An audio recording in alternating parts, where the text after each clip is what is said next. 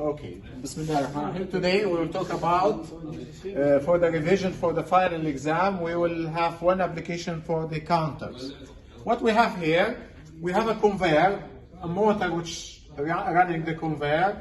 We have start push button, we have stop push button, the reset push button for the counter, and we have a photo sensors to count the items passing by. What's the requirement here? Start push button is preset, conveyor is running, and the boxes start moving and passing by the photo sensor. So boxes is coming by the photo sensor here. Photo sensor will give a count to the counter, sense the number of boxes. When 10 boxes are passed by the sensor, the conveyor will be stopped automatically. So after 10, this conveyor should be stopped automatically and the counter should be resetted to 0. This is the first part of the requirement. Also, you have to remember that the push button is for the manual reset for the counter. Another part, the second part is when 10 boxes is passed by and the conveyor stopped, we need to allow another 5 seconds before the conveyor restarted again. Now we came to the methods how we solve the problem. We should know the components. Components here are the conveyor, SR, we need the counter, we need a comparator, and we need a timer. This is very important to know for planning. First of all, we talk about the conveyor. Who's going to make the conveyor start is the start push button. Stop is stopped by the stop push button or when there is 10 boxes passed by. This is automatic one, this is a manual. Now, for the counter, we need a photo sensor to count, so it's connected to the counter. The output for the CV is M8. There is 2 resets, one manual, one automatic. Reset for the counter should be by a reset push button, manual, and automatically by the comparator 10 boxes here. We came to the comparator. Comparator will compare between M8 from the C1 and 10 as a constant.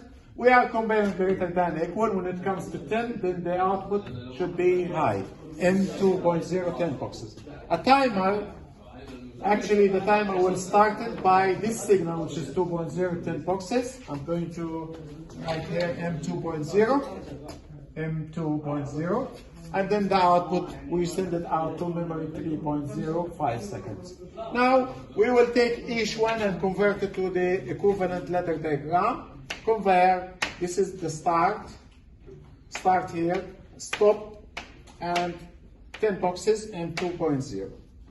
Now for the counter, this is the photo sensor here, this is the reset manual, this is reset automatic, this is the CV, which is the output here, CV. Now the comparator, comparing greater than equal, memory word 8, compared with 10, memory word 8 compared with 10, output is 2.0, it's 10 boxes. Now this is the output for the comparator should make stop for the conveyor, which is here, and should make the reset automatically for the counter. And this is the nice link between them. Additional to that, we need the timer. A timer is 5 seconds. We choose the PIX because this is the easiest timer. Who's going to operate the timer? 10 boxes, as you can see here. I put the 2.0 from the comparator, then the timer here, 5 seconds, then the output 3.0. The problem here, how we're going to use 3.0 to restart again the conveyor. This is the link. The first thing you need, you will thought of is to put 3.0 here directly like that. Memory 3.0. But unfortunately, this is not going to work. If you put it like this, the timer will not wait for 5 seconds. The conveyor will not wait for 5 seconds. It will start immediately. If you close it, again, it's a problem because it will start without the permission of the operator. Then we are in trouble here. Practically, it's not going to work. The solution is when you understand the positive and negative edge.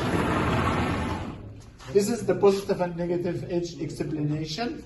We know that this method and this method doesn't work for us in this problem. What we need after 5 seconds, we need a signal, a pulse here. This is what we need to do, is to have the function of negative edge detection. This is the negative edge. Negative edge. In Siemens is available. Detector. We will use this. For the negative pulse, because it's negative, we will put N here, and we'll use the memory M20.0, and we use the timer here, which is exactly what we need. If it's a positive, then we will use a positive. How we use this? This is very easy.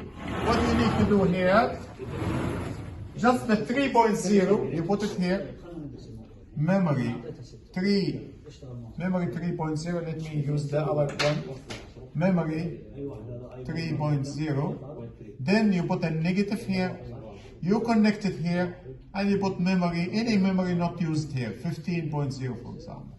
And this is going to be the solutions for this problem. This will work directly. Okay?